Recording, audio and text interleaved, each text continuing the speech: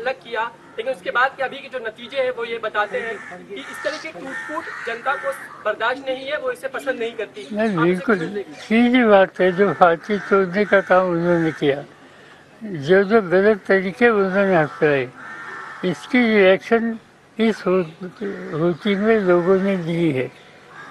और हमें खुशी है कि ये गलत रास्ते पर एक राजनीति, जो जिम्मेदार राजनीति उस रास्ते से जा रही थी, उनको जो कोई सबक सिखाने की आवश्यकता थी, वो सबक आम जनता नहीं सिखाए। ये अच्छी बात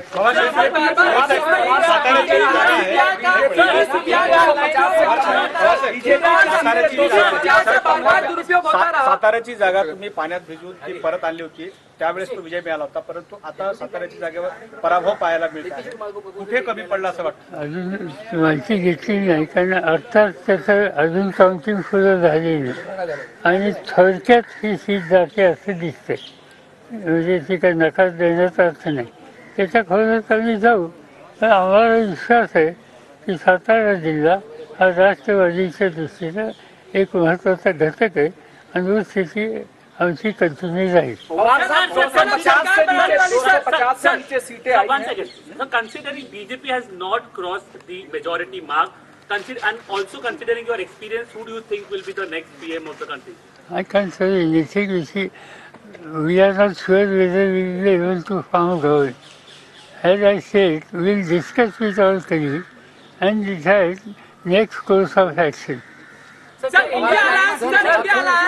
महायुतीच्या नेत्यांकडून आता प्रतिक्रिया अशी येते की जातीय तेढ आणि जातीय ध्रुवीकरण हा महाविकास आघाडीचा फायदा झालेला आहे असं दिसून येतं. खरंच असं झालं का? जरांगे फॅक्टर इतकं मोठा इम्पॅक्ट झाला का? कारण की मराठवाडा आणि विदर्भामध्ये फार मोठ्या प्रमाणामध्ये याचं गणित दिसत आहे.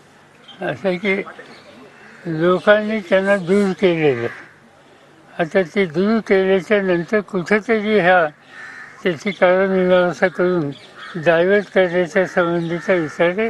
याच्यात काही तथ्य नाही. हा निकाल महाराष्ट्रातल्या जनतेनं विचारपूर्वक घेतलेला आहे.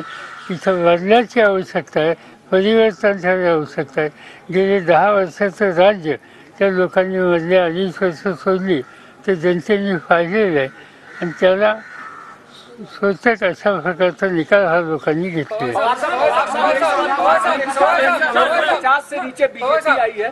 बीजेपी 250 से नीचे है. ऐसे में अलायंस पार्टनर उनके साथ कितना सस्टेन करेंगे और अगर वो हटते हैं तो क्या यूपीए फॉर्म करने की कंडीशन में है क्या सरकार, और उसके लिए आप ये मैंने बताया कि हम कल ही बैठेंगे, बात करेंगे. कई हमारे साथी यहाँ नहीं है. ये डिसीजन कोई इंडिविजुअल एक पार्टी नहीं लेगी. ये डिसीजन कलेक्टिव डिसीजन होगा. कलेक्टिव सोच चाहिए और ये काम अगले 2-3 दिन में हो जाए.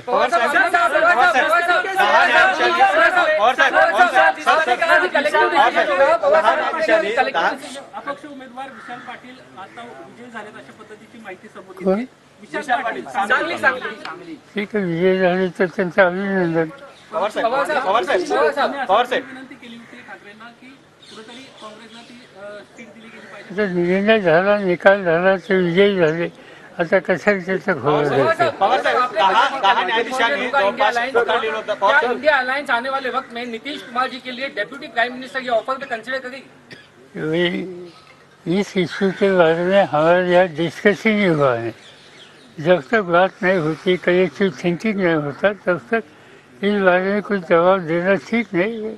थोडा रुकी एक दोषी. पवार साहेब, त्या न्यायाधीशांनी, काही न्यायाधीशांनी राष्ट्रपतींना पत्र लिहिलं आहे की हंग जर संसद भवन जर झालं तर या प्रकरणामध्ये पंतप्रधान नरेंद्र मोदी यांना पंतप्रधान न करता इतर विरोधी पक्षांना एकत्र करून त्यांना निमंत्रण द्या. तुम्हाला असं वाटतं का की ही खरी वेळ आहे त्या न्यायाधीशांना सोबत? नाही, माहिती नाही आम्हाला. एक आणि अजून कुणाला मेजॉरिटी आहे का नाही हे स्पष्ट व्हायला एक 24-48 तासाची आवश्यकता आहे. ते झाल्यावर मी याच्यावर भाष्य केलं. कुठून बाहेर पडले, त्यांना या निकालाला धडा मिळाला असं वाटतं तुम्हाला? आता ते विचार करतील. याच्यातून हा जो निकाल आहे तो बऱ्याच जणांना विचार करायला लावा लागेल. अनेक गोष्टी आहेत ते सांगते. आता आजच सांगणं अवघड आहे, पण शहाण्याला एकंदर लोकांची मानसिकता काय हे समजेल आणि त्याच्यातून शहाणपणा हा सुचून कदाचित काही वेगळा विचार करतील माहिती नाही. If Ajit Pawar wants to come back or the leaders want to come back, will you consider that? असं आहे की हा विषयच आमच्याकडे नाही आज कोणाला घ्यायचं का नाही हा विषयच नाही, त्याची चर्चा करायचं कारण नाही, तो आमचा अजेंडा नाही. पवार साहेब